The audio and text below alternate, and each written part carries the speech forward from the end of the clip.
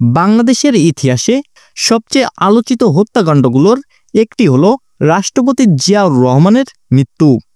মুক্তিযুদ্ধের sector commander থেকে সেনাপ্রধান, পরে রাষ্ট্রপতি, তার জীবনের পথ চলা ছিল নাটকীয়।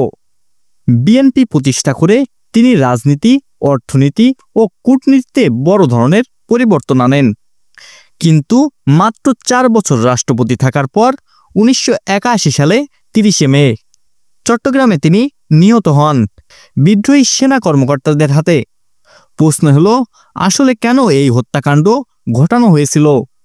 তৎকালীন সেনা কর্মকর্তাদের সাক্ষ্যে উঠে আসে মূল দাবি ছিল জেনারেল এরশাদকে সেনাপ্রধান থেকে সরিয়ে মুক্তিযুদ্ধকালীন কোনো কর্মকর্তা, বিশেষ করে জেনারেল মুনসুজুরকে সেই পদে বসানো।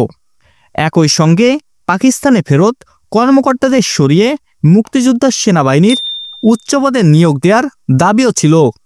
কিন্তু অনেকেই মনে করেন এই হত্যাকাণ্ড কোনো দীর্ঘমেয়াদী পরিকল্পনার অংশ ছিল না। জিয়াউর রহমানের হত্যা করা হলেও পরবর্তী সময়ে রাষ্ট্র ক্ষমতার দখলে সুস্পষ্ট পদক্ষেপ দেখা যায়নি। মাত্র 2 দিনের মধ্যে বিদ্রোহীদের দমন করা হয়।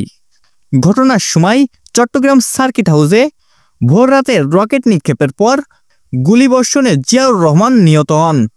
প্রত্যক্ষদর্শী জানান, কর্নেল মতিউর রহমান কাছ থেকে সরাসরি গুলি চালান। তবে এই তথ্য প্রমাণ থাকার পরও অনেক প্রশ্ন আজও রয়ে গেছে। আসলে কি শুধু এরশাদকে সরানোই ছিল মূল উদ্দেশ্য, নাকি আরও গভীর রাজনৈতিক ও সামরিক দ্বন্দ্বের ফলেই এই হত্যাকাণ্ড ঘটিয়েছিল? দর্শক, ওয়ার্ল্ড নিউজের পক্ষ থেকে এই ছিল এখনকার মতো। ভিডিওটি ভালো লেগে থাকলে লাইক দিন এবং সাবস্ক্রাইব করে আমাদের পাশে থাকুন। ধন্যবাদ সবাইকে।